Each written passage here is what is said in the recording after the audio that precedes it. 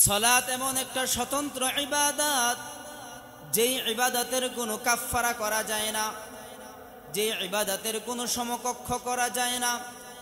আপনি রমজান মাসের রোজা রাখতে না পারলে আপনি অন্য কাউকে দিয়ে রোজা রাখাতে পারবেন, অথবা অন্য মাসে রাখতে পারবেন। কিন্তু আজকে যদি আপনি ইশারের সালাত আদায় না করেন, আগামীকালকে এই ইশারের সালাত আর আদায় করা সম্ভব, ঠিক কিনা বলেন? এজন্য মুআজ্জাজ হাজিরিন, যেহেতু তাফসীরুল কোরআন মাহফিল, আমরা এদিক সেদিক না গিয়ে সরাসরি কোরআন এবং হাদিস থেকে কথা শুনব। কোরআন এবং হাদিস থেকে কথা শুনলে লাভ আছে না নাই? কথা বলেন, কম না বেশি? একটু আলোচনার পূর্বে আপনাদেরকে কোরআন এবং হাদিসের আলোচনা শুনলে কি লাভ সে বিষয়ে দুই একটি কথা বলি। قال رسول الله صلى الله عليه وسلم: من قرأ القرآن واستظهره فأحل حلاله وحرم حرامه أدخله الله به الجنة وشفعه في 10 من أهل بيته وجبت له النار। حبيب كبرياء صلى الله عليه وسلم বলেন, যে বান্দা কোরআন আল কারীম দিয়ে তার জীবনকে পরিচালনা করবে, কোরআনকে যে বান্দা তার সামনে রাখবে, অর্থাৎ আপনি সকাল থেকে সন্ধ্যা পর্যন্ত, সন্ধ্যা থেকে সকাল পর্যন্ত আপনি একজন মানুষ হিসাবে আপনার দৈনন্দিন প্রতিটা কাজ করার ক্ষেত্রে যদি আপনি কোরআন এবং সুন্নাহ মোতাবেক করেন, আপনি সকালবেলা ঘুম থেকে উঠলেন, ঘুম থেকে ওঠার দোয়া আছে না নাই? আলহামদুলিল্লাহিল্লাযী আহইয়ানা বা'দামা আমাতানা ওয়া ইলাইহিন নুশুর, লা ইলাহা ইল্লাল্লাহু ওয়াহদাহু লা শারীকা লাহু, লাহুল মুলকু ওয়া লাহুল হামদু ওয়া হুয়া আলা কুল্লি শাইইন কাদির।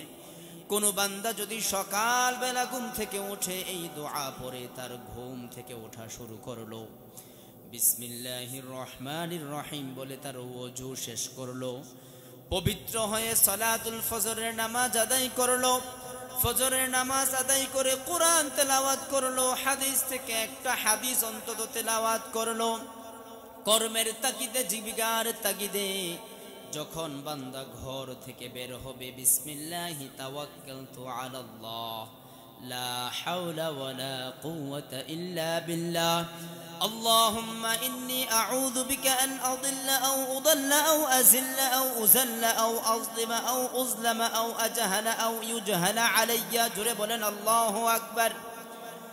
বান্দার জীবন যেন শয়তান কোনোভাবে প্রতারণা করতে না পারে, ধোঁকা দিতে না পারে, বিপদে ফেলতে না পারে।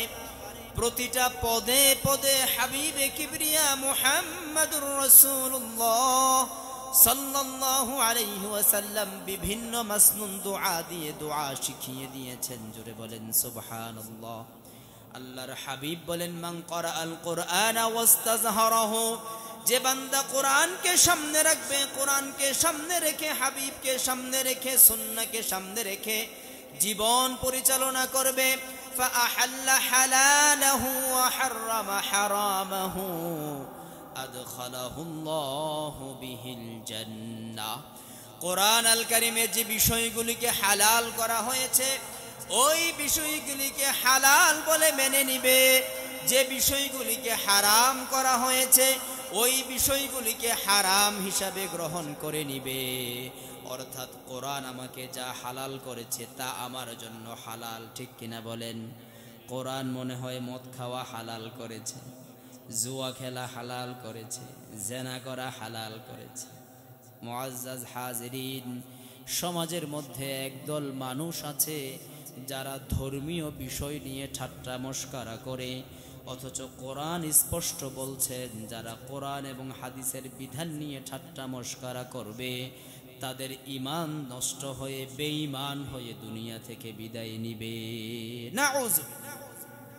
মুআজ্জাজ হাজিরিন, সমাজের একদল মানুষ আছে যারা বলে মনের পর্দা বড় পর্দা, আছে না নাই?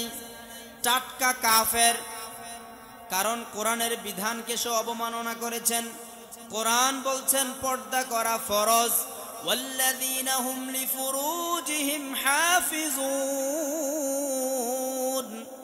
জান্নাতে যাওয়ার জন্য একজন বান্দার যে বৈশিষ্ট্যাবলী থাকা দরকার, এর মধ্যে একটা গুরুত্বপূর্ণ বৈশিষ্ট্য হলো সে তার লজ্জাস্থানের হেফাজত করবে। একজন নারী পর্দা সহকারে ঘর থেকে বের হবে। জোরে বলেন সুবহানাল্লাহ। মুআজ্জাজ হাজিরিন, ওয়া হাররামা হারামাহু, কোরআন যে বিষয়গুলি হারাম করেছে এই হারামগুলিকে একজন মুমিন বান্দা হারাম হিসাবে গ্রহণ করে নিবে। আদখালাহুল্লাহ, আল্লাহ তাআলা ওয়াদা করেছেন অবশ্যই আমি তাকে প্রবেশ করাবো বিহিল জান্নাহ। জোরে বলেন সুবহানাল্লাহ। শুধু এটা বলেই হাদিস শেষ করে দেন নাই, ওয়া শাফাআহু ফি আশারাতিন মিন আহলিহি ওয়াজাবাত লাহুন নার। আপনার আহলে বাইতের মধ্য থেকে, আপনার গোষ্ঠীর মধ্য থেকে, আপনার পরিবারের মধ্য থেকে 10 জন ব্যক্তি যাদের ব্যাপারে জাহান্নাম ওয়াজিব হয়ে গেছে, আপনি যদি কোরআন এবং সুন্নাহ মোতাবেক কোরআনের হালালকে হালাল বলে, কোরআনের হারামকে হারাম বলে মেনে নিয়ে একটা জীবন পরিচালনা করেন, এই সাময়িক সময়টা যদি আপনি আল্লাহ এবং আল্লাহর রাসূলের বিধান মোতাবেক চলেন, আপনি তো ইনশাআল্লাহ জান্নাতে যাবেন এবং জাহান্নামে ওয়াজিব হয়ে যাওয়া 10 জন ব্যক্তিকে আপনি সুপারিশ করে জান্নাতে নিতে পারবেন। সুবহানাল্লাহ। মুআজ্জাজ হাজিরিন, এই বিষয়টি আমাদের কাছে একেবারেই স্বাভাবিক মনে হয়। অনেকে এই ধরনের অনেক কথা বলে থাকে যে আল্লাহ দিলে আমার বংশে একজন আলেম আছে, ঠিক কিনা বলেন, আমি নামাজ না পড়লেও কোনো সমস্যা। নাউজুবিল্লাহ বলবেন না। ধর্মীয় বিষয় নিয়ে একজন মুমিন কখনো ঠাট্টা করতে পারে? মুআজ্জাজ হাজিরিন, এজন্যে কোরআনের সাথে আমরা থাকবো তো ইনশাআল্লাহ, বলি ইনশাআল্লাহ। এই কোরআনের ময়দানে বসে আপনার কি লাভ? আরো একটা হাদিস শুনুন। قال رسول الله صلى الله عليه وسلم يا أبا ذر لأن تغدو فتعلم آية من كتاب الله خير لك من أن تصلي 100 ركعة। জোরে বলেন সুবহানাল্লাহ। হাবিবে কিবরিয়া তার নিকটতম সাহাবী আবু যর গিফারি রাদিয়াল্লাহু তাআলা আনহুকে সাব্যস্ত করে বলেন, আবু যর গিফারি, লিআন তাগদুয়া ফাতাআল্লামা আয়াতাম মিন কিতাবিল্লাহ, আল্লাহর কিতাব থেকে যদি কেউ একটা আয়াত শিক্ষা গ্রহণ করে, কয়টা আয়াত? কয়টা আয়াত? খায়রুল লাকা মিন আন তুসাল্লিয়া 100 রাকআ। হাবিবে কিবরিয়া বলেন, ওই বান্দার আমল নামায়, ওই বান্দার আমল নামায়, ওই বান্দার আমল নামায় 100 রাকাত নফল সালাতের সওয়াব লিখে দেওয়া হবে। মুআজ্জাজ হাজিরিন, আমার সামনে ডানে বামে আমি অনেক দাড়ি পাকা মুরব্বিকে দেখতে পাচ্ছি। আচ্ছা, এখানে যারা উপস্থিত আছেন আপনারা কি কেউ আছেন যে দৈনিক 100 রাকাত নামাজ পড়ছেন? অথচ এই ময়দানে কিছুক্ষণ বসে যদি, আল্লাহর মেহেরবানি, আমি যদি সামনে আরো 1 ঘন্টা কথা বলি, আশা করি আপনাদের সামনে আমি অন্তত একটা আয়াত হলেও শিক্ষা দিতে পারবো ইনশাআল্লাহ। যদি এই একটা আয়াত শুধু আমরা শিক্ষা গ্রহণ করতে পারি, একটা হাদিস আমরা শিক্ষা গ্রহণ করতে পারি, আমল করি নাই, কারণ এখন আমরা যে বিষয় নিয়ে কথা বলবো এখনই আমল করার সুযোগ আমাদের হাতে আসবে। এখান থেকে যাওয়ার পরে যখন আমলের পরিবেশ হবে তখন আমরা আমল করব। শুধু শিক্ষা গ্রহণ করার কারণেই আমল নামায় 100 রাকাত নফল সালাতের সওয়াব দেওয়া হবে। সুবহানাল্লাহ বলবেন না? আমরা মনোযোগ সহকারে শিখব তো ইনশাআল্লাহ। তো মুআজ্জাজ হাজিরিন, আমি আপনাদের সামনে সালাতের বিষয়ে কথা বলবো। সালাত শুধুমাত্র উম্মতে মুহাম্মদী সাল্লাল্লাহু আলাইহি ওয়াসাল্লামের উপরে চাপিয়ে দেওয়া বিধান নয়। সালাতকে কখনো বোঝা মনে করবেন না, সালাতকে কখনো বিপদ মনে করবেন না। আমাদের যুবক ভাইয়েরা আছেন, অনেক বাবারাও আছেন, এই শীতকালীন সময়ে ঠান্ডা লাগবে, ঠান্ডার দোহাই দিয়ে ওযু করতে কষ্ট হবে বিদায় সালাত আদায় করে না। কিছু কিছু যুবক আছে বিকালবেলা ঘোরার জন্য ক্যাটস পরে বাসা থেকে বের হয়, শুধুমাত্র মৌজা এবং ক্যাটস খুলে ওযু করা লাগবে, এই কারণে সে সালাত আদায় করে না। নাউজুবিল্লাহ বলবেন না। অথচ একজন মুমিনের জন্য সালাত কখনো বিপদ নয়, বোঝা নয়, বরং সালাত একজন মুমিনের জন্য হলো সমস্ত কাজের মধ্যে একটা শ্রেষ্ঠ সুযোগ। জুড়ে বলেন সুবহানাল্লাহ। আপনি 5 ওয়াক্ত সালাত শুধু আদায় করলেনই না, 5 বার আপনি আল্লাহ সুবহানাহু ওয়া তাআলার কাছে আপনার মনের কথাগুলি বলার সুযোগ পেয়েছেন। জোরে বলেন সুবহানাল্লাহ। মুআজ্জাজ হাজিরিন, আমি যদি আপনাদের সামনে বলি, আমাদের দেশের এখন বর্তমান যিনি প্রধান উপদেষ্টা, নাম কি? ডক্টর ইউনূস। তাকে নিয়ে আমার কোনো মন্তব্য নেই, শুধুমাত্র তার দায়িত্বের কারণে, পদের কারণে উদাহরণ দিচ্ছি আপনাদের সামনে। আপনাদের এই অঞ্চলে যদি কাউকে মেনশন করে বলে যে আমি এই গ্রামের ক, নাম কি? ক, ধরে নিলাম ক, কারণ নাম বললে আবার অনেকে মাইন্ড করে, হুজুরে আমার নামটা নিয়ে মস্কারা করলো। না, আপনার নাম নিয়ে নয়, ক তো আর কারো নাম, ধরেন ক। ডক্টর ইউনূস নিউজের মাধ্যমে জানিয়ে দিল, লতুয়া মুরার ক নামে যে ব্যক্তি আছে তাকে আমি দৈনিক 5 বার ফোন দিব, অথবা তাকে আমি দৈনিক 5 বার আমাকে ফোন দেওয়ার সুযোগ দিব। আচ্ছা বলেন তো, যদি এই মোবাইলটার মাধ্যমে অথবা এই মোবাইলে 5 বার ফোন দেয়, এই মোবাইলের দাম বাড়বে না কমবে? কথা বলেন। এই মোবাইলটাকে একটা র্যাকের মধ্যে রেখে এলাকার মানুষ গুল হইয়া বসবে যে এই মোবাইলে কে ফোন দিবে, কে ফোন দিবে বলেন? এই ফোনের গুরুত্ব বাড়বে না কমবে? তাইলে মনে হয় আমার আল্লাহ ডক্টর ইউনূসের চাইতে ছোট। নাউজুবিল্লাহ বলবেন না? তাইলে আল্লাহ তাআলা বলছেন যে কোনো বান্দাকে আমি 5 বার সালাতের সুযোগ দেওয়া মানি তার মনের কথাগুলি আমার সাথে 5 বার বলার সুযোগ দেওয়া। জোরে বলেন সুবহানাল্লাহ। মুআজ্জাজ হাজিরিন, আমরা সালাত আদায় করতে আগ্রহী হই না, আমরা মসজিদে যাই না, আমরা সালাতকে ভালোবাসি না, অথচ হাদিসে রাসূল করিম সাল্লাল্লাহু আলাইহি ওয়াসাল্লাম বলেছেন এই সালাত আপনার কিয়ামতের ময়দানে আপনার জন্য আলো হিসাবে কাজ করবে। জোরে বলেন সুবহানাল্লাহ। শুধু তাই নয়, রাসূল আরবি সাল্লাল্লাহু আলাইহি ওয়াসাল্লাম সালাতের বর্ণনা দিতে গিয়ে বলেন, عن أنس بن مالك رضي الله عنه قال قال رسول الله صلى الله عليه وسلم أول ما يحاسب به العبد يوم القيامة الصلاة فإن صلحت صلح له سائر عمله وإن فسدت فسد سائر عمله। জোরে বলেন আল্লাহু আকবার। আমরা কোরআন এবং হাদিসের আলোকে সিদ্ধান্ত নিব আজকে থেকে সালাত আদায় করব ইনশাআল্লাহ। আনাস ইবনে মালিক রাদিয়াল্লাহু আনহু হাদিসের বর্ণনাকারী, রাসূল আরবি সাল্লাল্লাহু আলাইহি ওয়াসাল্লাম বলেন, আউয়ালু মা ইউহাসাবু বিহিল আবদু ইয়াউমাল কিয়ামাতিস সালাহ। কিয়ামতের ময়দানে কঠিন মুসিবতের সময়ে আল্লাহ রাব্বুল আলামিন যখন প্রত্যেকটা বান্দাকে একা একা ডেকে তাকে জিজ্ঞাসাবাদ করবে।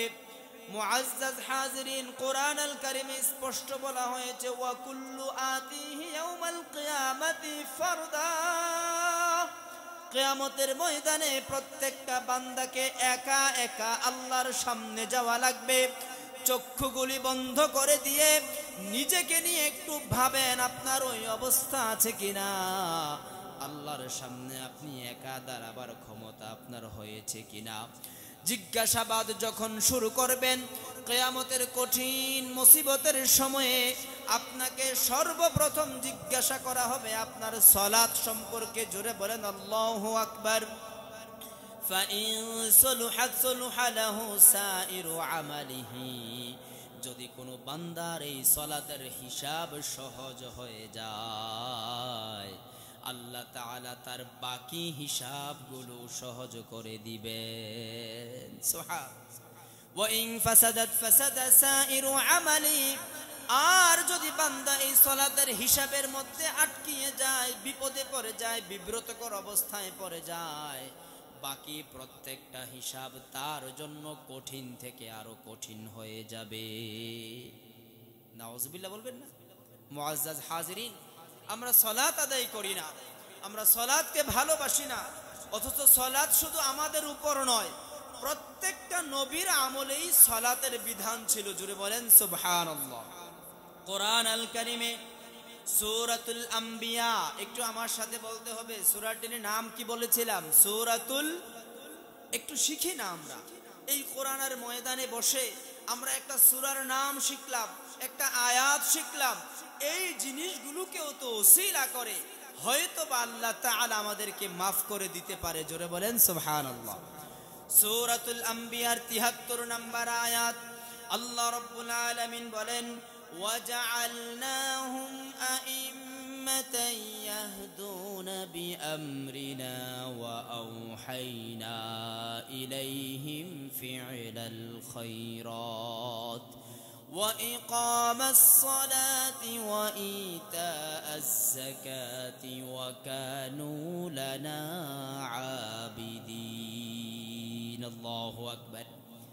খেয়াল করে দেখেন আয়াতের অর্থ। আল্লাহ রাব্বুল আলামিন বলেন, ওয়াজআলনাহুম আইম্মা, আমি আল্লাহ তাআলা তাদেরকে নেতা হিসাবে পাঠিয়েছি, বানিয়েছি। জোরে বলেন সুবহানাল্লাহ। তাহলে এই আয়াতের এই অর্থ থেকে আল্লাহ রাব্বুল আলামিন বললেন, আমি জমিনের মধ্যে নবী রাসূলদেরকে নেতা হিসাবে আমি আল্লাহ তাআলা বানিয়েছি। জোরে বলেন সুবহানাল্লাহ।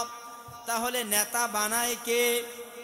আবার বলেন, কিন্তু আমাদের দেশের সংবিধানে আছে কি সকল ক্ষমতার উৎস জনগণ, কি? অথচ সকল ক্ষমতার মালিক কে? সকল ক্ষমতার মালিক কে? আল্লাহ। আল্লাহ বলেন, ওয়াজআলনাহুম আইম্মাতান ইয়াহদুনা বিআমরিনা, আমি তাদেরকে নেতা বানিয়ে পাঠিয়েছি এবং আমি তাদেরকে নির্দেশ দিয়েছি তারা যেন আমার হেদায়েতের পথে মানুষদেরকে ডাকে। জোরে বলেন সুবহানাল্লাহ। হেদায়েতের পথে ডাকার জন্য দুইটা মাধ্যম রয়েছে। আল্লাহ রাব্বুল আলামিন বলেন, ওয়া আওহাইনা ইলাইহিম ফি'লাল খায়রাত, আমি জমিনের মধ্যে যাদেরকে নবী রাসূল বানিয়ে পাঠিয়েছি, আমি যাদেরকে দুনিয়ার মধ্যে নবী রাসূল বানিয়ে পাঠিয়েছি, তাদের এক নাম্বার কাজ হলো তারা জমিনে গিয়ে কল্যাণমূলক, উপকারমূলক, জনকল্যাণমূলক, মানব কল্যাণমূলক কাজ করবে। জোরে বলেন সুবহানাল্লাহ। অথচ পরিতাপের বিষয় হলো, দুঃখের বিষয় হলো, আমরা যখন কোনো মানুষ বিপদে পড়ে, যখন আমার কাছে সহযোগিতার জন্য আসে, আমরা তাকে সহযোগিতা না করে তাকে বিপদে ফালানোর জন্য চেষ্টা করি। নাউজুবিল্লাহ বলবেন না? মুআজ্জাজ হাজিরিন, আমরা সবাই এক বাক্যে এটা স্বীকার করে নিতে প্রস্তুত যে আসমানের নিচে, জমিনের উপরে আল্লাহ রাব্বুল আলামিন যত ইনসান সৃষ্টি করেছেন, এই সকল সৃষ্টির মধ্যে শ্রেষ্ঠ মানুষ হলো নবী এবং রাসূলগণ। ঠিক কিনা বলেন? নবী এবং রাসূলগণ শ্রেষ্ঠ মানুষ, এতে কারো কোনো সন্দেহ আছে? এতে কারো কোনো সংশয় আছে? তাহলে এবার একটু খেয়াল করে দেখেন, আল্লাহ বলেন যে আমি তাদেরকে শ্রেষ্ঠ করে বানালাম। আমরা যারা এখানে আছি, আমাদের কি শ্রেষ্ঠ হওয়ার জন্য আগ্রহ জাগে কি জাগে না? কথা বলেন। আমাদের সম্মানিত হওয়ার জন্য মনে আগ্রহ জাগে কি জাগে না? কিন্তু আমাদের পদ্ধতিটা বল, আমাদের চিন্তাধারা বল, আমাদের রাস্তাটা বল। আল্লাহ বলেন আমি যাদেরকে নেতা বানাই, নেতার এক নাম্বার বৈশিষ্ট্য হলো সে জনকল্যাণমূলক কাজ করবে। সুবহানাল্লাহ বলবেন না? কিন্তু গত 16 বৎসর আমরা দেখছি আমাদেরকে চুষে, আমাদেরকে শোষণ করে, আমাদেরকে নিপীড়ন করে, আমাদের উপর জুলুম করে, আমাদের উপর নির্যাতন করে কানাডায় গিয়ে বেগম পাড়া খুলছে। ঠিক কিনা বলেন? জোরে আওয়াজ করে বলেন ঠিক কিনা? তারা নেতা হতে আসে নাই, তারা আমাদের উপর জুলুম করার জন্য আসছে। বড় পরিতাপের বিষয় হলো, জুলুম যখন সমাজের মধ্যে বেড়ে যায়, ওই সমাজকে আল্লাহ তাআলা সমূলে ধ্বংস করে দেন। জোরে বলেন নাউজুবিল্লাহ। আল্লাহর মেহেরবানি, 5ই আগস্টে আমার বাংলার যুবক তরুণেরা, জনতারা বুক গুলির সামনে দিয়ে আল্লাহু আকবার। আপনারা আমরা এই ইমানের এখনো সাহস আমাদের হয় নাই। 5ই আগস্টে আপনারা দেখেছেন, 5ই আগস্টের পূর্বে তামাল ছেলেরা, যুবক নৌজওয়ান ছেলেরা, ভার্সিটির ছেলেরা, যাদেরকে ওই পর্যন্ত যাওয়ার জন্য বহু শ্রম, বহু কষ্ট করা লাগছে। এক একটা ছেলে ইউনিভার্সিটিতে যাওয়ার জন্য সেই ক্লাস 8 থেকে ধারাবাহিকভাবে তাকে প্রস্তুতি নিতে হয়। এত শ্রম সময় সংগ্রাম করে জীবনের একটা পর্যায়ে গিয়ে এই দেশ থেকে জুলুমবাজদেরকে, স্বৈরাচারদেরকে, জালেমদেরকে উৎখাত করার জন্য প্রাণ বিলিয়ে দিয়েছে। আমরা আল্লাহর কাছে তাদের জন্য দোয়া করি, আল্লাহ তাআলা যেন তাদেরকে শাহাদাতের মর্যাদা দান করে। আমরা জোরে বলি আমিন। মুআজ্জাজ হাজিরিন, তাহলে আমরা যারা নেতা হব, সামনে যারা নেতা হওয়ার চিন্তা করতেছেন, আপনাদের কাছে বিনয়ের সাথে আবদার হলো, ইকামাস সালাতের আগে ফি'লাল খায়রাত, সমাজের মধ্যে জনকল্যাণমূলক, মানব কল্যাণমূলক কাজ করতে হবে। জোরে বলেন ইনশাআল্লাহ। আপনারা খেয়াল রাখবেন, আমাদের একটা বড় সমস্যা হলো, আমরা নির্বাচনের আগে 1 কাপ চা পাইলে, 500 টাকার একটা কচকচে নোট পাইলে আমার বিবেক আমি কি করে ফেলি? ধ্বংস করে ফেলি। অথচ কোরআন স্পষ্ট বলা আছে, আপনার সুপারিশের কারণে, আপনার সাপোর্টের কারণে একজন ব্যক্তি যদি নেক কাজ করে, তার সমস্ত নেক কাজের অংশ আপনার আমলনামায় আসবে। জোরে বলেন সুবহানাল্লাহ। আবার যদি ওই ব্যক্তি আপনার সুপারিশের কারণে, আপনার সাপোর্টের কারণে বদ কাজ করে, অন্যায় কাজ করে, খারাপ কাজ করে, ওই খারাপ কাজের যেই পরিমাণ গুনাহ হবে, ওই গুনাহের একটা অংশও আপনার আমলনামায় আসবে। নাউযুবিল্লাহ। তাহলে মুআজ্জাজ হাজিরিন, আমরা সালাতের আগে যে বিষয়টি নিয়ে আমরা কথা বলছিলাম, ফি'লাল খায়রাত, 1 নাম্বার নবী রাসূলদের কাজ হলো উত্তম কাজ করা, জনকল্যাণমূলক কাজ করা, মানব কল্যাণমূলক কাজ করা। হতে পারে এটা একটা হাসির মাধ্যমেও হতে পারে, আপনি শুধু টাকা দিয়েই শুধু সহযোগিতা করবেন, বিষয়টা এমন নয়। আপনি একজন মানুষ রাস্তা আপনার কাছে জানতে চাইলো, আপনি হাসি মুখে রাস্তাটা দেখিয়ে দিলেন, এটাও একটা মানব কল্যাণমূলক কাজ, ঠিক কিনা বলেন? অথচ দুঃখের বিষয়, বাংলাদেশে সেবামূলক প্রতিষ্ঠান যেগুলো রয়েছে, প্রত্যেকটা প্রতিষ্ঠানেই যারা সেবা নেওয়ার জন্য যায়, তারা সবাই জুলুমের শিকার হয়, ঠিক কিনা বলেন? এজন্য মুআজ্জাজ হাজিরিন, আমরা জান্নাতে যাওয়ার জন্য, আল্লাহর প্রিয় বান্দা হওয়ার জন্য এই মুহূর্তে সিদ্ধান্ত নিব, আমার বাকি জীবনে আমার কাছে যতগুলি মানুষ সহযোগিতা চাইবে, যতবার আমার সহযোগিতা করার সুযোগ আসবে, আমি কখনো কারোর উপর জুলুম, বলি ইনশাআল্লাহ। 2 নম্বরে আল্লাহ রাব্বুল আলামিন বলেন, ওয়া ইকামাস সালাহ, প্রত্যেক নবী এবং রাসূলগণের 2 নাম্বার কাজ হলো তারা সালাত কায়েম করবে। জোরে বলেন সুবহানাল্লাহ। মুআজ্জাজ হাজিরিন, আমাদের সমাজে এক শ্রেণীর মুরব্বী আমরা আছি, সকালবেলা একা একা মসজিদে চলে আসি, ঠিক কিনা বলেন? না না না না না না না, কখনো না। আপনি একা একা মসজিদে এসে জান্নাতে যেতে পারবেন না। আপনি মসজিদে আসার আগে আপনার পরিবারের সকল সদস্যদেরকে নামাজের জন্য নিশ্চিত করতে হবে। জোরে বলেন সুবহানাল্লাহ। মুআজ্জাজ হাজিরিন, একটা ছোট্ট উদাহরণ দেই। সমাজের মায়েরা আছেন, সন্তানদেরকে ডাকে না, বলে বাচ্চাটা ঘুমাইছে, একটু ঘুমাক। এই আরামের সময় তাকে ডেকে তাকে কষ্ট দেওয়া দরকার আছে না নাই? আমি ওই মায়েদের উদ্দেশ্যে বলতে চাই, মা,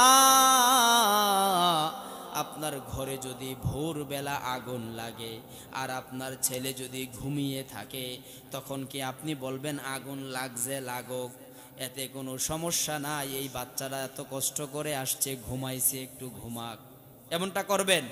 কি করবেন তখন? সে যদি ঘুম থেকে না উঠে, তাকে লাথি দিয়ে ঘুম থেকে উঠাবেন কিনা বলেন?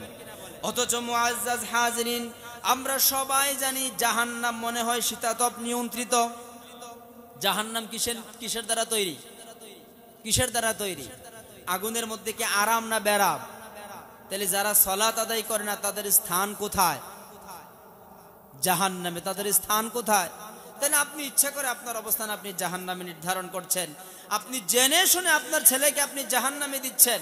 আমি আজকের কথা বলি, আজকে দুপুরবেলা আমি একটা আপনার পাবলিক বাসে পাবলিক গাড়িতে উঠেছিলাম একটা ছোট্ট একটা জায়গা ক্রস করার জন্য। ওখানে ছোট্ট একটা বাচ্চা, 7 থেকে 8 বছরের একটা বাচ্চা, সাথে তার দাদি বসা। তো তার দাদি তাকে বলতেছে, তুমি সকালবেলা এত তাড়াতাড়ি ঘুম থেকে উঠো কেন?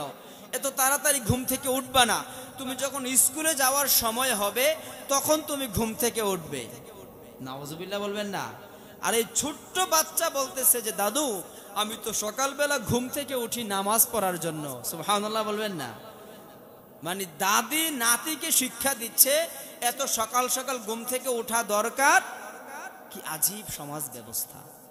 মুআজ্জাজ হাজিরিন, সমাজ শুধু সালাত কি শুধু মুরব্বীদের জন্য? সালাত কি শুধু দাড়ি পাকাদের জন্য? সালাত কি শুধু মেয়ে বিয়ে দেওয়ার জন্য? সালাত কি শুধু পাসপোর্ট ভিসার জন্য বিদেশে জমা দেওয়ার জন্য? সালাত কি শুধু হসপিটালে রোগী হয়ে ভর্তি হওয়ার জন্য? কিন্তু আমরা তো এমনই করি, যখন হসপিটালে আমার মা অথবা বাবা ভর্তি হয়, যখন হসপিটালে থাকে তখন হুজুরকে ফোন দিয়ে বলি হুজুর আমার মায়ের জন্য দোয়া করিয়েন। আমিও মসজিদে গিয়ে দোয়া করি, যখন মা বাবা সুস্থ হয়ে যায় আবার সালাত ছেড়ে দেই। না না না, সালাত এমন ইবাদত নয়। সালাত আপনার যতক্ষণ সুস্থ আছে, যতক্ষণ আপনার মাথা ঠিক আছে, পাগল না হওয়া পর্যন্ত আপনি সালাত ত্যাগ করতে পারবেন না। মুআজ্জাজ হাজিরিন, সালাত কত বড় কঠিন ইবাদত। সালাত সম্পর্কে একটি কথা স্পষ্ট আছে, মশহুর একটি কথা। কোন মা যদি গর্ভবতী হয়, কোন মা যদি গর্ভবতী হয়, তার বাচ্চা প্রসব করার সময় হয়েছে, অর্ধেক বাচ্চা পেট থেকে বের হয়েছে আর অর্ধেক বাচ্চা ভিতরে আছে, এমন অবস্থায় যদি সে পাক থাকে, এমন অবস্থায় যদি তার পক্ষে সালাতের সময় হয়ে যায়, সে যেন মাটি খুঁড়ে, ওই মাটি খুঁড়ে ওই গর্তের মধ্যে বাচ্চার মাথা রেখে যেন সে সালাত আদায় করে। জোরে বলেন আল্লাহু আকবার। সালাত শুধু এখানেই নয়, আপনি সুস্থ অবস্থায় সালাত আদায় করবেন, আপনি অসুস্থ অবস্থায় সালাত আদায় করবেন, আপনি পাক অবস্থায় সালাত আদায় করবেন, আপনি নাপাক অবস্থায় সালাত আদায় করবেন। আপনার পোশাক আছে, পোশাক সহকারে সালাত আদায় করবেন, আপনার পোশাক নাই, পোশাক ছাড়াই সালাত আদায় করবেন। জোরে বলেন সুবহানাল্লাহ। আপনি যুদ্ধের ময়দানে আছেন, যুদ্ধরত অবস্থায়, দৌড়ানো অবস্থায় আপনাকে সালাত আদায় করতে হবে। সালাত কখনো একজন মুমিন ছাড়তে পারবে? কারণ হাবিবে কিবরিয়া সাল্লাল্লাহু আলাইহি ওয়াসাল্লাম বলেন, মান তারাকাস সালাতা মুতাআম্মিদান ফাকাদ কাফার। যে ব্যক্তি ইচ্ছাকৃতভাবে এক ওয়াক্ত সালাত ছেড়ে দিল, সে যেন কুফরি করলো, সে যেন কাফের হয়ে গেল। জোরে বলেন নাউযুবিল্লাহ। এজন্য প্রিয় ভাইয়েরা, বাবারা, মসজিদ সংলগ্ন মাঠে আমরা আলোচনা শুনতে এসেছি। আজকে থেকে আমরা সিদ্ধান্ত গ্রহণ করি আর কোনোদিন সালাত ছাড়বো। বলি ইনশাআল্লাহ। আমরা একটু আল্লাহকে সাক্ষী রেখে বলি ইনশাআল্লাহ। মুআজ্জাজ হাজিরিন, সালাতের দাওয়াত শুধু আপনি আমি দিচ্ছি না, সালাতের দাওয়াত এভাবে সকল নবী এবং রাসূলগণ দিয়েছেন। হযরত ইসমাঈল আলাইহিস সালাম সালাতের দাওয়াত দিয়েছেন। সূরাত মারইয়াম 54 নম্বর আয়াতে আল্লাহ তাআলা বলেন, ওয়াযকুর ফিল কিতাবি ইসমাঈল ইন্নাহু কানা সাদিকাল ওয়া'দি ওয়া কানা রাসূলান নাবিয়্যা وكان يأمر أهله بالصلاة والزكاة وكان عند ربه مرضيا। জোরে বলেন সুবহানাল্লাহ। মুআজ্জাজ হাজিরিন, ইসমাঈল আলাইহিস সালাম নবী। ইসমাঈল আলাইহিস সালাম নবীদের মধ্যে শ্রেষ্ঠ একজন নবী। যেই নবী আলাইহিমুস সালাম বাবাকে না পাওয়ার পরেও, একটু বয়স হওয়ার পরে যখন বাবা বলল, ও আমার কলিজার টুকরা সন্তান, আল্লাহ সুবহানাহু ওয়া তাআলা আমাকে স্বপ্ন যুগে দেখালেন আমি যেন আমার প্রিয় বস্তুকে আল্লাহর রাহে কুরবানি করি। এই জমিনের মধ্যে তুমি ইসমাঈল ছাড়া আমার আর কোনো প্রিয় বস্তু নাই। জোরে বলেন সুবহানাল্লাহ। বাবা ছেলের মধ্যে কথা হচ্ছে, বাবা ছেলের মধ্যে আমরা আজকে যদি এর চাইতে আরো হালকা থেকে হালকা কোনো বিষয় আমরা চাই, আমরা পাই না। আমরা গত কুরবানির সময় লক্ষ্য করেছি বাবা করোনায় আক্রান্ত হয়ে মারা গেছে, সন্তান বাবার পরিচয় পর্যন্ত দেয় নাই, সন্তান বাবার জানাজায় আসে নাই, সন্তান বাবার জানাজায় আসে নাই, সন্তান বাবার জানাজায় আসে নাই। যেই সন্তানের জন্য আপনি সালাত ছেড়ে দিয়ে, যেই সন্তানের জন্য আপনি নামাজ ছেড়ে দিয়ে, যেই সন্তানের জন্য আপনি হালাল হারাম বেছে না বেছে আপনি শুধু উপার্জন আর উপার্জন করেছেন, করোনায় প্রমাণ করে দিয়ে গেছে এই করোনার সময়ে করোনায় আক্রান্ত হয়ে বাবা মারা গেছে, কিন্তু সন্তান বাবার লাশের কাছে আসে নাই। মুআজ্জাজ হাজিরিন, ইসমাঈল আলাইহিস সালামকে যখন বলা হলো যে আল্লাহ রাব্বুল আলামিন আমাকে বলেছে আমার প্রিয় বস্তু কুরবানি করার জন্য, ইসমাঈল আলাইহিস সালাম বলছেন ইনশাআল্লাহু সাবিরিন। ও আমার বাবা, আপনাকে যদি আল্লাহ সুবহানাহু ওয়া তাআলা নির্দেশ করে থাকেন আপনি আপনার কর্ম বাস্তবায়ন করেন, আমাকে আপনি ধৈর্যশীলদের কাতারে পাবেন। সুবহানাল্লাহ। মুআজ্জাজ হাজিরিন, এই ইসমাঈল আলাইহিস সালামও সালাতের দাওয়াত দিয়েছেন। আমরা শুধু সালাতের দাওয়াত দিলে হুজুরদের ব্যাপারে কত কথা বলেন, যে হুজুর শুধু নামাজের কথা বলে, নামাজের কথা বলে। নামাজের কথা শুধু আমাদের কথা নয়, এই জমিনের মধ্যে আদম আলাইহিস সালাম থেকে মুহাম্মদুর রাসূলুল্লাহ সাল্লাল্লাহু আলাইহি ওয়াসাল্লাম পর্যন্ত যত নবী এবং রাসূল আসছেন সকলেরই দাওয়াত ছিল লা ইলাহা ইল্লাল্লাহ, তারপরেই ছিল সালাত। জোরে বলেন সুবহানাল্লাহ। ওয়াযকুর ফিল কিতাবি ইসমাঈল, স্মরণ করো ওই সময়ের কথা যখন কিতাবের মধ্যে ইসমাঈল আলাইহিস সম্পর্কে আলোচনা করা হলো। ইন্নাহু কানা সাদিকাল ওয়া'দে, তিনি তার ওয়াদার ক্ষেত্রে সত্যবাদী ছিলেন। জোরে বলেন সুবহানাল্লাহ। মুআজ্জাজ হাজিরিন, ইব্রাহিম আলাইহিস সালাম আল্লাহর কাছে দোয়া করেছেন, রব্বানা ওয়াবআথ ফীহিম রাসূলাম মিনহুম ইয়াতলু আলাইহিম আয়াতিক। জোরে বলেন সুবহানাল্লাহ।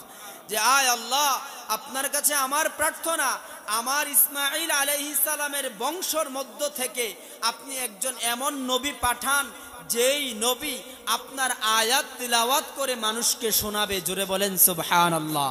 আর ওই দুআর বদৌলতেই আমরা মুহাম্মদুর রাসূলুল্লাহ সাল্লাল্লাহু আলাইহি ওয়াসাল্লামকে পেয়েছি। সুবহানাল্লাহ বলবেন না? তাহলে ইসমাঈল আলাইহিস সালামও নামাজের দাওয়াত দিয়েছেন এবং ইসমাঈল আলাইহিস সম্পর্কে আল্লাহ তাআলা বলছেন ইন্নাহু কানা সাদিকাল ওয়া'দে, ইসমাঈল আলাইহিস সালাম ছিলেন ওয়াদার ক্ষেত্রে সত্যবাদী। জোরে বলেন সুবহানাল্লাহ। এখন আমাদের এই নবী রাসূলগণের পরবর্তী প্রজন্ম হলাম আমরা মুমিনরা, তাহলে আমাদের নবী ইসমাঈল আলাইহিস সালাম সত্যবাদী না মিথ্যাবাদী? জোরে বলেন, আবার বলেন। এখন আমরা কি অবস্থায় আছি বলেন? এই কোরআন স্পষ্ট আপনার সামনে থাকার পরেও যদি আমরা হেদায়াত না পাই, মুআজ্জাজ হাজিরিন, আগামীকালকে আমাদের আদর্শ সদর কালীরবাজার ইউনিয়ন ধনুয়াখোলা শাহী ঈদগাহ ময়দান মাঠে একটি আন্তর্জাতিক কেরাত সম্মেলনের আয়োজন করা হচ্ছে। আপনারা সকলেই অবগত আছেন, আমাদের এই আড়াইবাড়ির সন্তান আল্লামা গোলাম সরওয়ার সাইদি হাফিজাহুল্লাহ আলাইহি রহমা আল্লাহ তাআলা অল্প সময়ে আমাদের মধ্য থেকে একজন চমক, একজন আল্লাহর প্রিয় বান্দাকে তিনি উঠিয়ে নিয়েছেন। জোরে বলি আলহামদুলিল্লাহ। আল্লাহ তাআলা তার এই গোলামকে জান্নাতের মেহমান হিসাবে কবুল করুক। জোরে বলি আমিন। মুআজ্জাজ হাজিরিন, একজন মুমিনের জন্য মৌত হচ্ছে শ্রেষ্ঠ নেয়ামত। জোরে বলেন সুবহানাল্লাহ। কারণ মুমিন এই মৌতের মাধ্যমেই জান্নাতে প্রবেশ করতে হবে, ঠিক কিনা বলেন? এজন্য বলছি আলহামদুলিল্লাহ। আল্লাহর মেহেরবানি, তিনি অল্প সময়ের মধ্যে গোটা পৃথিবীর মধ্যে সমাদৃত হয়েছেন, ঠিক কিনা বলেন? তিনি এই কেরাত সম্মেলনের আয়োজন করতেন, ঠিক কিনা বলেন? এই ধারাবাহিকতায় আমরা কুমিল্লায় কিছু ভাইয়েরা মিলে এই কেরাত সম্মেলনের একটা আয়োজন করছি। এই কথাটা বলার উদ্দেশ্য হলো, এই ভালো ভালো কাজগুলি আমাদের মুরব্বীরা আমাদেরকে দেখিয়ে গিয়েছেন বলেই কিন্তু আজকে আমরা করতে পারছি, ঠিক কিনা বলেন? তো ওই কেরাত সম্মেলনের বিষয়ে বলার উদ্দেশ্য এই কথাই হলো, এই জন্য যে আমরা এই কোরআনের মাহফিলগুলোতে যাই না, কেরাত সম্মেলনগুলোতে যাই না, আমরা এই বিষয়গুলোকে গুরুত্ব দেই না। অথচ যদি জান্নাতের জন্য হাত তুলতে বলি, আমার আগে কারো হাত ওঠে না, ঠিক কিনা বলেন? এটা কিভাবে সম্ভব? আপনি একজন মানুষকে আপনার জমিনে কাজ করার জন্য নিলেন, সে জমিনের পাড়ে বসে বিকালবেলা এসে যদি বলে যে আমি আপনার জমিনের কাছে ছিলাম, আমাকে আপনি পারিশ্রমিক দেন, এটা কি সম্ভব? তাইলে এইগুলো, এই সহজ বিষয়গুলো আমরা কেন বুঝি না? মুআজ্জাজ হাজিরিন, ইসমাঈল আলাইহিস সালাম সম্পর্কে বললেন, ইন্নাহু কানা সাদিকাল ওয়াদি ওয়া কানা রাসূলান নাবিয়্যা, তিনি একজন সত্যবাদী ব্যক্তি ছিলেন এবং আল্লাহর কাছে তিনি একজন রাসূল এবং নবী ছিলেন। জোরে বলেন সুবহানাল্লাহ। ওয়া কানা ইয়া'মুরু আহলাহু বিস-সালাতি ওয়াজ-যাকাহ ওয়া কানা 'ইনদা রাব্বিহি মারদিয়্যা, তিনি এক নম্বরে যে কাজটি করেছেন তার পরিবারের মধ্যে সালাতের দাওয়াত দিয়েছেন। জোরে বলেন সুবহানাল্লাহ। মুআজ্জাজ হাজিরিন, ইসমাঈল আলাইহিস সালাম যদি সালাতের দাওয়াত দিয়ে থাকেন তার পরিবারের মধ্যে, আমরা যারা এখানে ইসমাঈল আলাইহিস সালামের পরবর্তী প্রজন্ম, উম্মতে মুহাম্মদী সাল্লাল্লাহু আলাইহি ওয়াসাল্লামের দাবিদার, আমাদের পরিবারে সালাতের দাওয়াত দেওয়া দরকার আছে কিনা বলেন? তাহলে আজকে থেকে আমরাও আমাদের পরিবারে কিসের দাওয়াত দিব? সালাতের দাওয়াত দিব, নামাজের দাওয়াত দিব। একা একা নামাজ পড়লে জান্নাতে যাওয়া যাবে? জান্নাতে যাওয়ার জন্য আপনি যেমন সালাতে যাবেন, আপনার পরিবারের ছেলে মেয়ে স্ত্রী সন্তানদেরকেও আপনি জান্নাতে নেওয়ার জন্য, সালাতের জন্য তাকে আহ্বান করা লাগবে ইনশাআল্লাহ। মুআজ্জাজ হাজিরিন, এইভাবে প্রত্যেক নবী সালাতের কথা বলেছেন, প্রত্যেক নবী সালাতের দাওয়াত দিয়েছেন। আপনি যদি এই সালাতের দাওয়াত শুধুমাত্র ইসমাঈল আলাইহিস সালাম দেন নাই, আমার আপনার নবী, দয়ার নবী, মায়ার নবী সাল্লাল্লাহু আলাইহি ওয়াসাল্লামও সালাতের কথা বলেছেন। উম্মতে মুহাম্মদী সাল্লাল্লাহু আলাইহি ওয়াসাল্লামের ব্যাপারে কোরআন আল কারীমে সালাতের বিধান নাজিল করে সূরাতুন নূরের 56 নম্বর আয়াতে আল্লাহ তাআলা বলেন, وَأَقِيمُوا الصَّلَاةَ وَآتُوا الزَّكَاةَ وَأَطِيعُوا الرَّسُولَ لَعَلَّكُمْ تُرْحَمُونَ। জোরে বলেন আল্লাহু আকবার। وَأَقِيمُوا الصَّلَاةَ, তোমরা সালাত কায়েম করো, وَآتُوا الزَّكَاةَ, তোমরা যাকাত প্রদান করো, وَأَطِيعُوا الرَّسُولَ, এবং রাসূলের আনুগত্য করো, لَعَلَّكُمْ تُرْحَمُونَ। একজন মুমিন যতক্ষণ পর্যন্ত রাসূলের আনুগত্য করবে না, একজন মুমিন তার সকাল থেকে সন্ধ্যা, সন্ধ্যা থেকে সকাল, তার মাথা থেকে পা পর্যন্ত, তার রান্নাঘর থেকে আন্তর্জাতিক পর্যন্ত একজন মানুষ যত জায়গায় বিচরণ করবে, সব জায়গায় যদি সে রাসূলের আনুগত্য না করে, তার উপর আল্লাহর রহমত আসবে না। জোরে বলেন নাউযুবিল্লাহ। আল্লাহর রহমত আমাদের দরকার আছে না নাই? আল্লাহর রহমত আমাদের দরকার আছে না নাই? আল্লাহর রহমত প্রাপ্ত হতে হলে অবশ্যই আমাকে সালাত আদায় করতে হবে, যাকাত প্রদান করতে হবে এবং আল্লাহর রাসূলের আনুগত্য করতে হবে। জোরে বলেন ইনশাআল্লাহ। আল্লাহ তাআলা যেন আমাদেরকে আনুগত্য করার তৌফিক দান করে। জোরে বলি আমিন। মুআজ্জাজ হাজিরিন, সালাতের ফজিলত বর্ণনা করতে গিয়ে হাবিবে কিবরিয়া সাল্লাল্লাহু আলাইহি ওয়াসাল্লাম অসংখ্য হাদিস আমাদের সামনে পেশ করেছেন। অসংখ্য হাদিসের মধ্য থেকে অল্প কিছু হাদিস আমি আপনাদের সামনে উপস্থাপন করছি। আন আবি হুরায়রা রাদিয়াল্লাহু আনহু قال قال رسول الله صلى الله عليه وسلم قال رسول الله صلى الله عليه وسلم الصلاة ثلاثة أثلاث الطهور ثلث والركوع ثلث والسجود ثلث فمن أدها بحقها قبلت منه وقبل منه سائر عمله ومن ردت عليه صلاته رد عليه سائر عمله। হাদিসের বর্ণনাকারী হযরত আবু হুরায়রা রাদিয়াল্লাহু আনহু থেকে বর্ণিত, রাসূল আরবি সাল্লাল্লাহু আলাইহি ওয়াসাল্লাম বলেন, সালাতের সওয়াব 3 ভাগে বিভক্ত। কয় ভাগে বিভক্ত? একটু জোরে বলেন, কয় ভাগে বিভক্ত?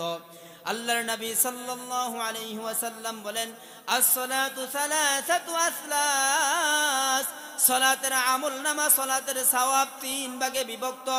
এক নম্বরে হলো আত-তুহুরু সুলুসুন, এক নম্বরে হলো পবিত্রতা অর্জন করা, 2 নম্বরে হলো ওয়ার রুকুউ সুলুসুন, 3 নম্বরে হলো ওয়াস সুজুদু সুলুসুন। এক নম্বরে হলো পবিত্রতা অর্জন করা, 2 নম্বরে হলো রুকু করা, 3 নম্বরে হলো সাজদা করা। পরিতাপের বিষয় হলো দুঃখের বিষয় হলো সমাজের মধ্যে আমরা যারা সালাত আদায় করি আমরা এই শীতকালীন সময়ে বিশেষ করে ঠিকঠাকভাবে ওযু করি না, ঠিক কিনা বলেন? আল্লাহর হাবিব সাল্লাল্লাহু আলাইহি ওয়াসাল্লাম বলেন, কোন বান্দা যদি ওযু করার সময় এই দুই আঙ্গুলের ফাঁকার মধ্যে পানি না লাগে, কাল কিয়ামতের ময়দানে কঠিন মুসিবতের সময়ে এই আঙ্গুলের ফাঁকা দিয়ে জাহান্নামের আগুন ছোটাছুটি করবে। জোরে বলেন নাউযুবিল্লাহ। এজন্য ওযু পবিত্রতা অর্জনের সময় যথাযথভাবে খেয়াল করে আমরা ওযু করব ইনশাআল্লাহ। কারণ ওযু যদি আমার ঠিকঠাকভাবে না হয় আমার সালাত হবে না। 2 নম্বরে বলেছেন ওয়ার রুকুউ সুলুসুন, আমরা যারা রুকু করি অনেকে আছে রুকুর মধ্যে এইভাবে থাকে, পুরাপুরি বাঁকা হয় না, ঠিক কিনা বলেন? আপনি যদি পুরাপুরি বাঁকা না হন, আপনার পিঠ যদি পুরাপুরি সোজা না করেন, আপনার রুকু ঠিকভাবে হবে না। আরো মুসল্লিদের মধ্যে আরো এক শ্রেণীর মুসল্লি আছে যারা রুকু থেকে সোজা হয়ে দাঁড়ায় না, ঠিক কিনা বলেন? যারা রুকু থেকে সোজা হয়ে দাঁড়ায় না তাদের ব্যাপারে আল্লাহর নবী সাল্লাল্লাহু আলাইহি ওয়াসাল্লাম সাহাবাদেরকে উদ্দেশ্য করে বলেন, ও আমার সাহাবারা, তোমরা কি জানো সমাজের মধ্যে জাতির মধ্যে সবচাইতে বড় চোর কে? নাউযুবিল্লাহ বলবেন না? বলছেন ইয়া রাসূলুল্লাহ, যারা টাকা পয়সা দিরহাম মুদ্রা চুরি করে তারাই তো সবচেয়ে বড় চোর। আল্লাহর হাবিব বললেন, না না না, যারা নামাজের মধ্যে যারা সালাতের মধ্যে রুকু সাজদায় চুরি করে এরা হলো সবচাইতে বড় চোর। জোরে বলেন নাউযুবিল্লাহ। তাহলে আমরা যখন নামাজে দাঁড়াবো, নামাজে দাঁড়ানোর পূর্বে আমরা ঠিকঠাকভাবে ওযু করব। 2 নম্বরে আমরা ঠিকঠাকভাবে রুকু করব। 3 নম্বরে আমরা ঠিকঠাকভাবে সেজদা করব। জোরে বলেন ইনশাআল্লাহ। আল্লাহর নবী বলেন, ফামান আদ্দাহা বিহাক্কিহা কুবিলাত মিনহু ওয়া কুবিলা মিনহু সাইরু আমালি, যদি কোনো বান্দা এই বিষয়গুলো সঠিকভাবে পূর্ণভাবে আদায় করে তাহলে তার সালাত আল্লাহর দরবারে কবুল হয়ে যাবে। জোরে বলেন সুবহানাল্লাহ। ওয়ামান রুদ্দাত আলাইহি সালাতুহু রুদ্দা আলাইহি সাইরু আমালিহি, আর যদি এই 3টা বিষয়ের মধ্যে কোনো একটা বিষয় ছুটে যায় তাহলে তার আমলনামা আল্লাহ তাআলা ফিরিয়ে দিবেন, গ্রহণ করবেন না। জোরে বলেন নাউযুবিল্লাহ। এজন্য আমার ভাইয়েরা বাবারা, আমরা যখন সালাত আদায় করব, সালাত আদায়ের পূর্বে আমার মাথায় আমি 5টা বিষয় সিদ্ধান্ত নিব। 1 নম্বরে হলো আমি যখন ওযু করতে বসবো, ওযু করার সময় আমি মনে মনে এই চিন্তা করব, এই আজকে সালাতুল ইশার নামাজের আমি ওযু করছি, হয়তোবা আগামীকালকে আমি আর ইশারের নামাজ পড়তে পারবো না, হয়তোবা আগামীকালকে ফজরের নামাজও আমি না পড়তে পারি। এটাই আমার জীবনের শেষ ওযু, এটাই আমার জীবনের শেষ নামাজ। মুআজ্জাজ হাজিরিন, যারা ফাঁসির আসামি তাদেরকে যখন বলা হয় যে এই 2 ঘন্টা পরে তোমাকে ফাঁসি দেওয়া হবে, এখন তোমার কোনো চাহিদা আছে কিনা? যদি বলা হয় 2 রাকাত নামাজ পড়ার চাহিদা আছে, আপনারা বলেন তো এই ফাঁসির আগে 2 রাকাত নামাজ কেমন যত্ন সহকারে পড়বে? সুবহানাল্লাহ বলবেন না?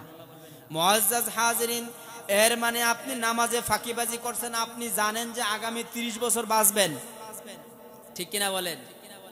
নামাজে যে আমরা ফাঁকিবাজি করি, নামাজে যে আমরা চুরি করি, তাহলে আমরা জানি যে আগামী আরো 30 বছর আমার হায়াত আছে, অতএব 30 বছরের শেষ নামাজটা যখন আমরা পড়ব তখন ওই নামাজটা আমরা ঠিকঠাক করে পড়ব। বিষয়টা কি এমন? কখনো না। আমরা যখন নামাজের জন্য সিদ্ধান্ত গ্রহণ করব, গ্রহণ করা মাত্রই যখন ওযুতে যাব, মনে মনে এই চিন্তা মাথায় নিব যে এটা আমার জীবনের শেষ নামাজ, হয়তোবা আগামীকালকে আমি আর নামাজ পড়ার সুযোগ পাবো না। এই চিন্তা নিয়ে যখন আপনি ওযু করতে বসবেন তখন আপনার ওযুতে যত্ন আসবে, ওযুতে আগ্রহ আসবে।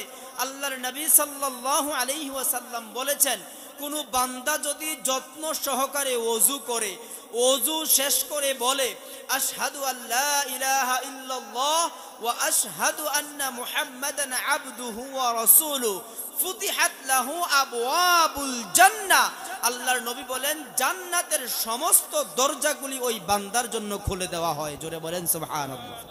মুআজ্জাজ হাজিরিন, ওযু এমন একটা দামি ইবাদত, ওযু একটা আলাদা ইবাদত। আল্লাহর নবী সাল্লাল্লাহু আলাইহি ওয়াসাল্লাম আরো বলেছেন, যারা রাত্রবেলা ঘুমানোর সময় ঘুমানোর পূর্বে ওযু করে ডান কাতে শুয়ে আল্লাহুম্মা বিইসমিকা আমুতু ওয়া আহইয়া বলে শুয়ে যাবে, আল্লাহ রাব্বুল আলামিন ওই বান্দার জন্য আলাদাভাবে অতিরিক্ত একজন ফেরেশতা তার নিরাপত্তা দেওয়ার জন্য নিয়োজিত করে দেয়। সুবহানাল্লাহ। মুআজ্জাজ হাজিরিন, ওই ঘুমের মধ্যে যদি আপনার মৃত্যু হয়ে যায়, এই ওযু করে ঘুমানোর কারণে আপনার এই মৃত্যুকে আল্লাহ তাআলা শাহাদাতের মৃত্যু হিসাবে কবুল করে নেবেন। জোরে বলেন সুবহানাল্লাহ। আমাদের এই ওযু করা দরকার আছে না নাই? কিন্তু একটা আশ্চর্যের বিষয় হলো আমরা ঘুমানোর সময় ওযু করে ঘুমাই। মুআজ্জাজ হাজিরিন, এটা তো শুধু মুসলমানের জন্য। এটা যদি কাফের ওযু করে ঘুমায়, সে কি শাহাদাতের মৃত্যু পাবে? একজন হিন্দু যদি ওযু করে ঘুমায়, সে শাহাদাতের মৃত্যু পাবে? একজন বৌদ্ধ, একজন খ্রিস্টান যদি ওযু করে ঘুমায়, তার জন্য কি ফেরেশতা নিয়োজিত করা হবে? না, শুধুমাত্র ঈমানদারের জন্য এই সুযোগ। কেন আমরা এই সুযোগগুলি গ্রহণ করছি না? মুআজ্জাজ হাজিরিন, 2 নম্বরে আপনি যখন সালাতে দাঁড়াবেন, দাঁড়ানোর সাথে সাথে আপনি মনে মনে চিন্তা করবেন, আমার এই নামাজ যদি কবুল হয়ে যায়, আমার ডানে জান্নাত। জোরে বলেন সুবহানাল্লাহ। আমার বামে জাহান্নাম। আমার নামাজ যদি আমার অমনোযোগিতা, অলসতা থাকে, খালখেয়ামি থাকে, নামাজের মধ্যে যদি আমি গুরুত্ব দিতে না পারি, মনোযোগ দিতে না পারি, আর আমার এই নামাজ যদি কবুল না হয়, আমার বামে জাহান্নাম, আমি এই নামাজ পড়েও জাহান্নামে যেতে হবে। জোরে বলেন নাউযুবিল্লাহ। 4 নম্বরে হলো আপনার সামনে আল্লাহ, আমার নামাজ যে পড়তেছি আমার আল্লাহ আমাকে দেখতেছেন। আনকা আবুদুল্লাহ কাআন্নাকা তারাহু ফাইল্লাম তাকুন তারাহু ইয়ারাক। আল্লাহর নবী সাল্লাল্লাহু আলাইহি ওয়াসাল্লাম বলেন, ও আমার বান্দারা, ও আমার উম্মতেরা, যখন তোমরা সালাতের মধ্যে দাঁড়াবে, যখন তোমরা নামাজের মধ্যে দাঁড়াবে, তোমরা মনে মনে এই সিদ্ধান্ত নিবে যে তুমি আল্লাহকে দেখছো। যদি এতটুকু তোমার সামর্থ্য না হয়, তবে এটা তুমি নিশ্চিত থাকো, তুমি যে নামাজে দাঁড়িয়েছো আল্লাহ তোমাকে দেখছে। জোরে বলেন সুবহানাল্লাহ। 5 নম্বরে হলো আমার পেছনে মালাকুল মউত। কখন আমার মৌত হয়ে যায় আমি জানি না। জোরে বলেন ঠিক কিনা বলেন। এমনও হতে পারে এই মাহফিলের স্টেজ থেকেও আমি আপনি না উঠতে পারি, স্টেজের মধ্যেই আমার আপনার মৌত হয়ে যেতে পারে, ঠিক কিনা বলেন। এই জন্য এই 5টি বিষয় মাথায় নিয়ে 1 নম্বরে ওযু করার সময় এটা আমার শেষ ওযু, আমার ডানে জান্নাত, আমার বামে জাহান্নাম, আমার সামনে আল্লাহ, আমার পেছনে মালাকুল মউত। এই 5টা বিষয় মাথায় নিয়ে যদি আপনি সালাতের মধ্যে দাঁড়ান, আর এই সালাতের আহকাম আরকানগুলি যদি আপনি ঠিকঠাক ভাবে আদায় করতে পারেন, আল্লাহর কসম করে বলি এই সালাত আপনাকে অবশ্যই অবশ্যই জান্নাতে নিয়ে যাবে। সুবহানাল্লাহ। মুআজ্জাজ হাজিরিন, সালাতের ব্যাপারে আল্লাহর নবী সাল্লাল্লাহু আলাইহি ওয়াসাল্লাম আরো চমৎকার একটি হাদিস বলেছেন। عن أبي هريرة رضي الله عنه قال قال رسول الله صلى الله عليه وسلم الصلوات الخمس والجمعة إلى الجمعة ورمضان إلى رمضان ورمضان إلى رمضان مكفرات لما بينهن إذا اجتنبت الكبائر।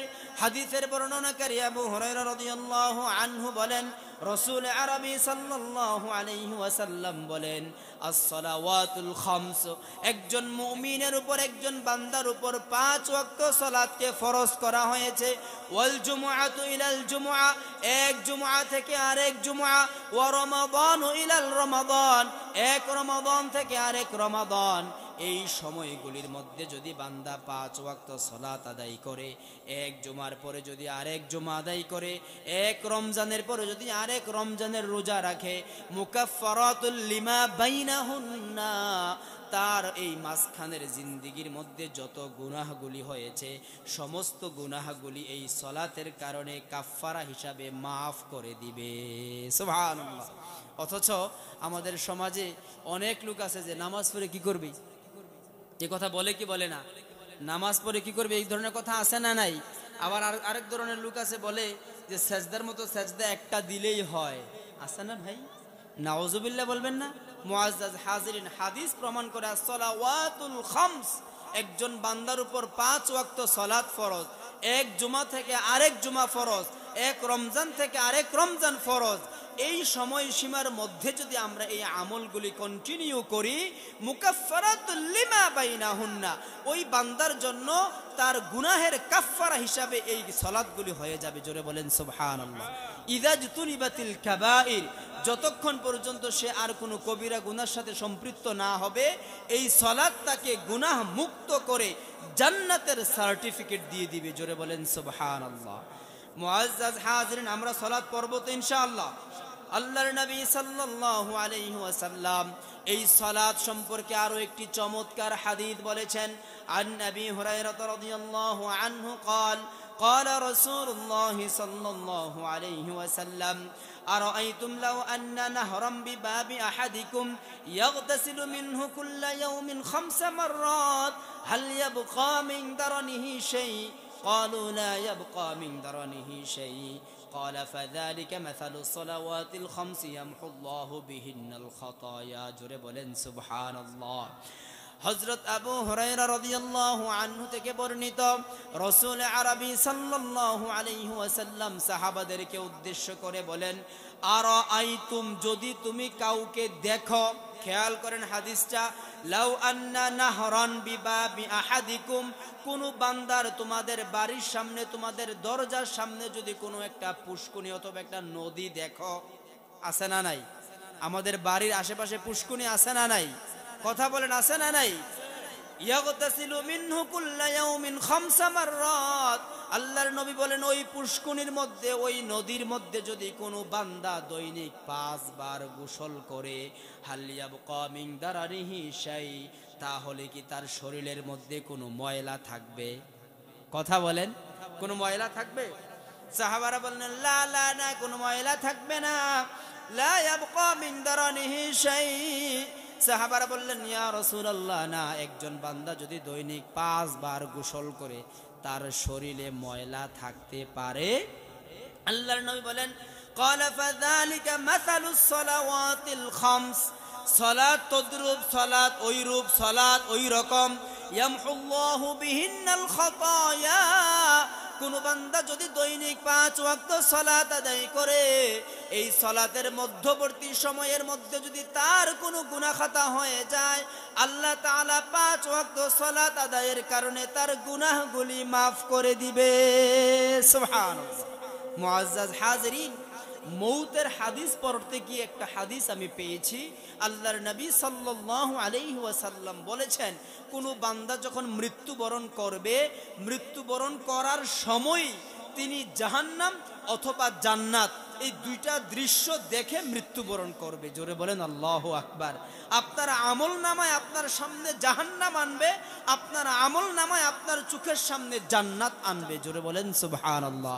অতএব আপনার সিদ্ধান্ত আপনাকেই নিতে হবে।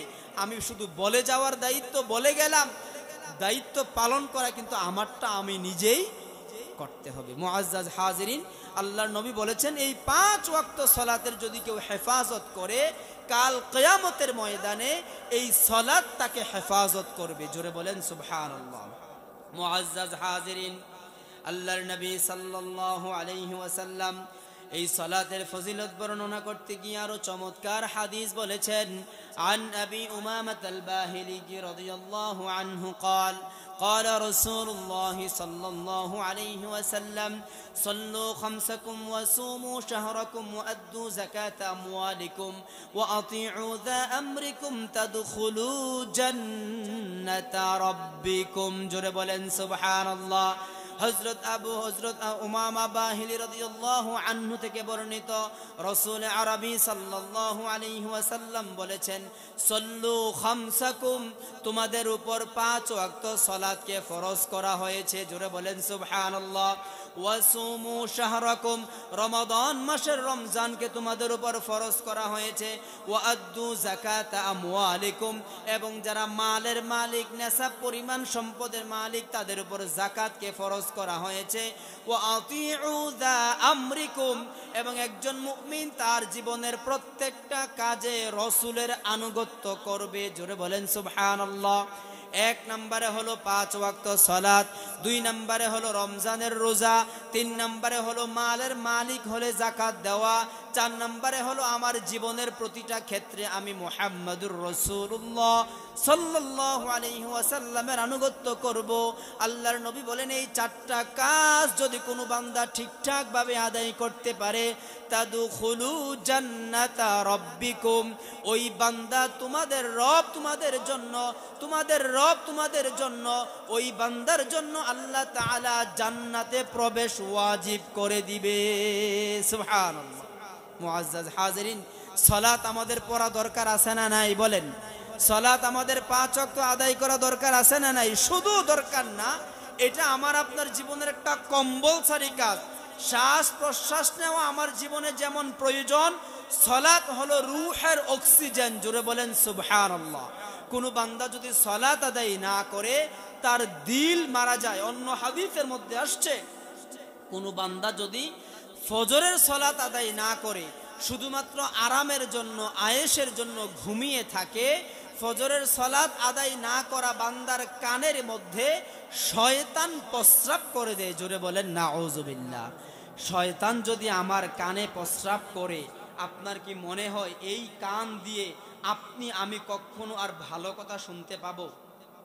তাহলে সকালবেলায় আমার জন্য, আমাকে বিপদে ফেলানোর জন্য, জাহান্নামে ফেলানোর জন্য, জাহান্নামে নিয়ে যাওয়ার জন্য শয়তান আমাকে তৈরি করে ফেলেছে। জোরে বলেন নাউজুবিল্লাহ। এজন্য মুআজ্জাজ হাজিরিন, সকালবেলা ওযু করার ক্ষেত্রে বিশেষভাবে নাক পরিষ্কার করার জন্য হাদিসে আসছে। কারণ রাত্রে যখন বান্দা ঘুমায় তখন নাকের মধ্যে শয়তান বাসা বাঁধে। জোরে বলেন নাউজুবিল্লাহ। এজন্য এই ওযুর মাধ্যমে আমার গুনাহ ঝরছে, এই নামাজের মাধ্যমে আমার গুনাহগুলি মুক্ত হয়ে যাচ্ছে। তো গুনাহ মুক্ত হলেই তো আলহামদুলিল্লাহ আমরা জান্নাতে যেতে পারবো, ঠিক কিনা বলেন? জান্নাতে কখনো কোনো গুনাহগার ব্যক্তি যাওয়ার সুযোগ নাই। পরিশুদ্ধ হওয়ার জন্য 2টা জায়গা, একটা হলো দুনিয়া, আরেকটা হলো জাহান্নাম। একটা হলো দুনিয়া, আরেকটা হলো জাহান্নাম। সিদ্ধান্ত আপনার, আপনি আপনাকে দুনিয়ায় পরিশুদ্ধ করবেন না জাহান্নামে পরিশুদ্ধ হবেন, সিদ্ধান্ত আপনার। অতএব মুআজ্জাজ হাজিরিন, জাহান্নামে কেউ কাউকে সহযোগিতা করবে? কোরআনে বারবার বলা হয়েছে যে জালেমদেরকে, জাহান্নামীদেরকে কোনো সাহায্যকারী থাকবে না। কিন্তু দুনিয়ায় আপনি যদি মনে করেন 99টা খুনও করে থাকেন, আপনার জন্য ক্ষমার রাস্তা আছে না নাই? কথা বলেন আছে না নাই? একজন পতিতালয়ের বেশ্যা নারী পতিতালয়ে যাওয়ার পথে একটা কুকুরকে তার মুজা দিয়ে একটু পানি পান করানোর ফলে আল্লাহর কাছে মাপ পেয়েছে কি পায় নাই? মুআজ্জাজ হাজিরিন, তাই আসুন আমরা দুনিয়ায় থাকতে আমাদের গুনাহগুলো মাফ করে পরিশুদ্ধ হয়ে যেন যেতে পারি। আল্লাহ যেন আমাদেরকে কবুল করে। জোরে বলি আমিন। মুআজ্জাজ হাজিরিন, সালাতের ব্যাপারে এইভাবে বলতে থাকলে সারা রাত্র বলা যাবে। সালাত সম্পর্কে আল্লাহর নবী সাল্লাল্লাহু আলাইহি ওয়াসাল্লাম আরো একটি চমৎকার হাদিস বলেছেন। আন আব্দুল্লাহ ইবনে আমর আনিন নবী সাল্লাল্লাহু আলাইহি ওয়াসাল্লাম أنه ذكر الصلاة يوما فقال من حافظ عليها كانت له نورا وبرهانا ونجاة يوم القيامة ومن لم يحافظ عليها لم تكن له نورا ولا برهانا ولا نجاة وكان يوم القيامة مع قارون وفرعون وهامان وأبي بن خلف. جرب نعوذ بالله। আব্দুল্লাহ ইবনে আমর রাদিয়াল্লাহু আনহু হাদিস বর্ণনা করেন। তিনি বলেন আন্নাহু যাকারাস সালাতা ইয়াওমান, একদা আল্লাহর হাবিব সাল্লাল্লাহু আলাইহি ওয়াসাল্লাম, এখন আপনারা যেমনি ভাবে আমার সামনে বসে সালাতের আলোচনা শুনছেন, তেমনি ভাবে রাসূল করিম সাল্লাল্লাহু আলাইহি ওয়াসাল্লাম তার সাহাবাদের সামনে সালাতের আলোচনা করছেন। ফাকালা, অতঃপর তিনি বললেন, মান হাফাযা আলাইহা, যে বান্দা এই 5 ওয়াক্ত সালাতের হেফাজত করবে, যে বান্দা এই 5 ওয়াক্ত সালাতের জিম্মাদারি গ্রহণ করবে, যে বান্দা এই 5 ওয়াক্ত সালাত যথাযথভাবে আদায় করবে, কানাত লাহু নূরান ওয়া বুরহানান ওয়া নাজাতান ইয়াউমাল কিয়ামা, এই 5 ওয়াক্ত সালাত বান্দার জন্য কাল কিয়ামতের ময়দানে কঠিন মুসিবতের সময়ে, জাহান্নাম পাড়ি দেওয়ার সময়ে তার জন্য আলো হয়ে কাজ করবে। সুবহানাল্লাহ। ওয়া বুরহানা, এবং তার জন্য সাক্ষী হবে কিয়ামতের ময়দানে যখন বান্দাকে জাহান্নামের দিকে হাঁকিয়ে নিয়ে যাবে। আর ওই বান্দার জিন্দেগিতে যদি 5 ওয়াক্ত সালাত থেকে থাকে, দৈনন্দিন 5 ওয়াক্ত সালাত যদি আদায় করে থাকে, ওই সালাত আল্লাহর সাথে তর্ক করবে। জোরে বলেন সুবহানাল্লাহ। ওয়া নাজাতান ইয়াউমাল কিয়ামা, এবং কিয়ামতের কঠিন মুসিবতের সময়ে এই সালাত আপনাকে এই বিপদ থেকে মুক্তি করে দিবে। সুবহানাল্লাহ। এই সালাত আমার জীবনে দরকার আছে না নাই?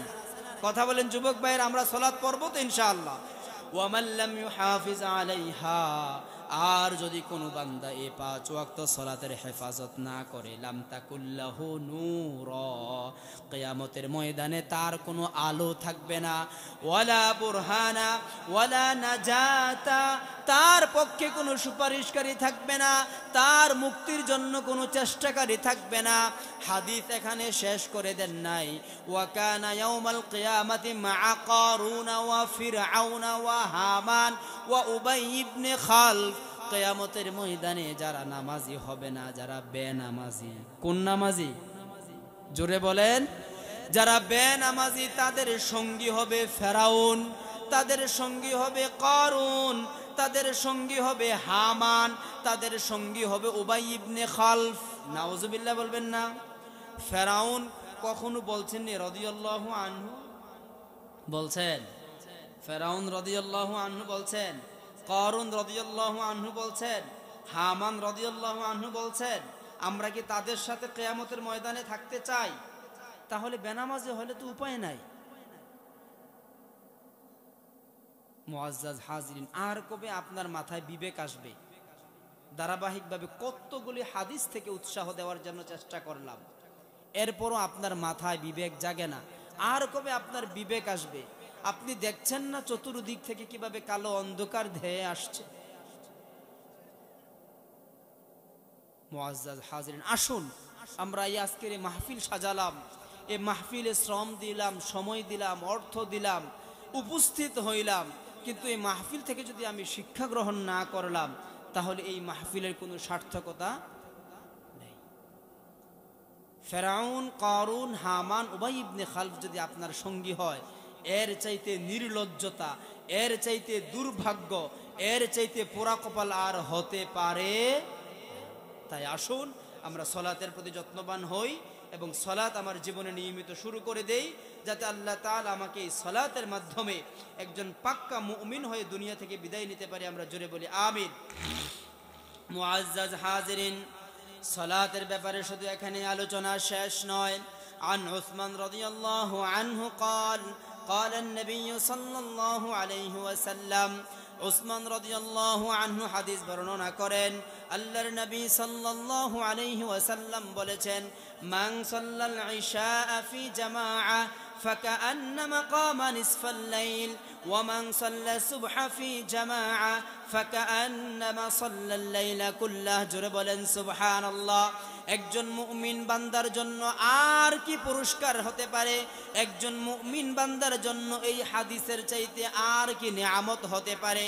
উসমান রাদিয়াল্লাহু আনহু হাদিস বর্ণনা করেন, আল্লাহর নবী সাল্লাল্লাহু আলাইহি ওয়াসাল্লাম বলেন, কোন মুমিন বান্দা যদি মান সাল্লাল ইশা ফি জামাআ ফাকান্নামা কামা নিসফাল লাইল, কোন বান্দা যদি ইশার সালাত জামাআতে আদায় করে, কোন বান্দা যদি ইশার সালাত জামাআতে আদায় করে, কোন বান্দা যদি ইশার সালাত জামাআতে আদায় করে, অর্ধ রাত্র দাঁড়িয়ে দাঁড়িয়ে নফল সালাতের সওয়াব তার আমলনামায় দিয়ে দেওয়া হবে। সুবহানাল্লাহ।